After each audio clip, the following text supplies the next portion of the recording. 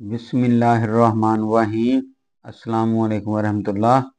میں ہوں ندیم عالم، آپ دیکھ رہے ہیں میرا یوٹیوب چینل۔ میرے اللہ کی شان یہ ہے کہ جب وہ کسی چیز کا ارادہ فرماتا ہے کہ ہو جا تو وہ ہو جاتی ہے۔ میرا اللہ ہی بہترین دوست ہے اور وہی ہے بہترین مددگار۔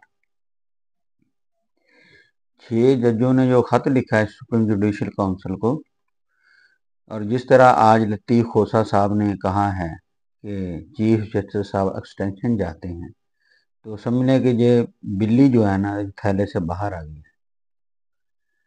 کافی عرصے سے آپ لوگ محسوس کر رہے ہوں گے کہ جو عدلیہ ہے اس کے گرد گھیرا تنگ ہو رہا تھا، جیسے کہ جسٹس اعجاز الحسن نے استعفیٰ بھی دیا۔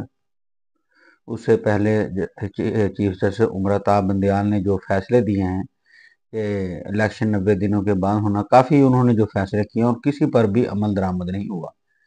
اس کا مطلب ہے کہ پیچھے جو قوتیں تھیں کہ جو سپریم کورٹ کو فیصلہ نہ کرنے پر مجبور کر رہی تھی، یعنی کہ اس کے بعد کسی پر بھی کوئی فیصلہ کرنے کی کوشش نہیں کی اس وقت عمرتا بندیال نے، اور لوگوں نے کافی تنقید بھی کی ان پر کہ اس قسم کے فیصلے دینے کی کیا ضرورت ہے جس پر آپ عمل درآمدی نہیں کرا سکتے۔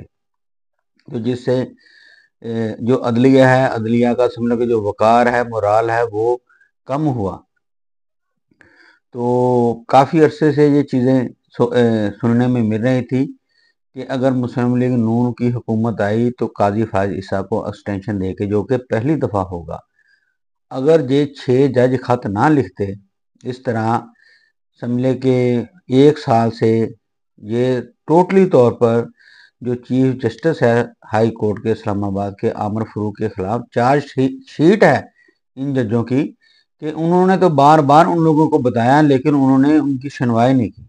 یہ واحد ملک ہے سمجھ لے کہ پاکستان جس میں ججوں پر پریشر ڈالا جا رہا ہے، اور جس قسم کے ہولناک قسم کے جو انہوں نے الزامات لگائے ہیں کہ ان کے بیڈ رومز میں کیمرے لگائے گئے اور کسی کے بہنوئی کو سمجھو کہ ٹارچر کیا گیا، کسی کو ایک جج ہے جو بلڈ پریشر کا مریض ہسپتال میں چلا گیا، اور عجیب و غریب قسم کے سمجھو کہ وہ ٹینشن سے گزرے ہیں یہ جج۔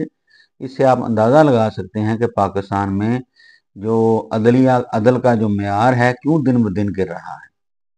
اور رہی صحیح کسر، اب ان 6 ججوں نے جو فیصلہ کر لیا ہے اور میدان عمل میں آگے ہیں، یہ تاریخ میں لکھا جائے گا۔ یہ سمجھے کہ ہوا کا ایک تازہ جھونکا ہے پاکستان میں، اور انشاءاللہ تعالیٰ آنے والے دنوں میں دیکھیں گے کہ قوم اب عدلیہ کے ساتھ جڑ جائے گی اور اچھے آپ کو نتائج ملیں گے۔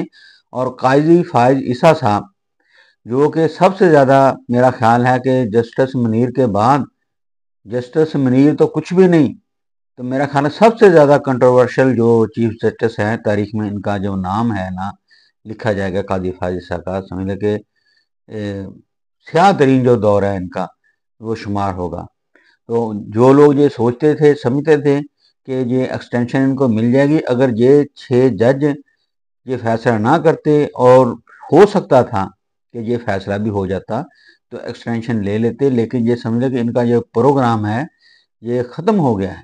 اب یہ ایکسٹینشن دینا بھی چاہیں گی اگر اپنا وزیر اعظم صاحب اور ان کی حکومت جو 17-18 اوریجنل جو ممبر ہیں اصولی طور پر فارم 45 والے مسلم لیگ نون کے، باقی تو سارے فارم 47 والے ہیں، تو اگر یہ ایکسٹینشن دینا بھی چاہیں گے نہ اب قوم قبول کرے گی نہ وکلا قبول کریں گے۔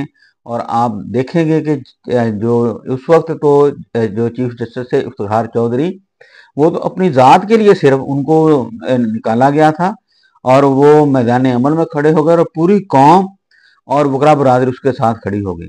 آپ لوگوں نے دیکھا ہوگا اس وقت جو امریکن اسٹیبلشمنٹ تھی وہ مشرف کے خلاف تھی، اور جو میڈیا بھی تھا وہ بھی مشرف کے خلاف تھا۔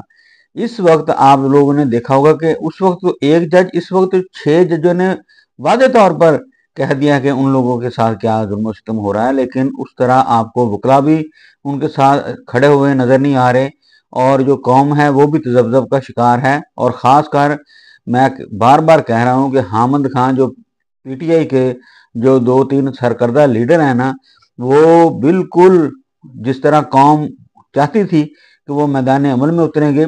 हामिद खां हो गया, बैरिस्टर गौहर, इन लोगों को अपनी वकालत की फिक्र पड़ी हुई है कि आने वाले दौर में भाई जब आप लोग जहाँ वकालत कर लें या सियासत कर लें, ये पाकिस्तान तहरीक इंसाफ के लिए ये उस्मान बुजदार साबित होंगे। ये इस किस्म के जो वकील हजरात हैं, इस वक्त शेर अफजल मरोज जैसे लोगों की ज़रूरत है पीटीआई को।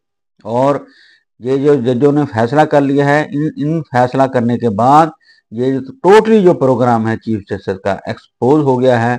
और जिस तरह इनको शर्म आनी चाहिए, वजीर आजम के साथ मुलाकात करनी नहीं चाहिए थे, जिस तरह लियाकत अली खान ने उस वक्त के चीफ जस्टिस से मुलाकात के लिए दरख्वास्त की, लेकिन उन्होंने कहा कि आप लोगों के वफाकी हुकूमत के कुछ केसेस चल रहे हैं, इसलिए मैं आपसे मुलाकात नहीं कर रहा हूँ।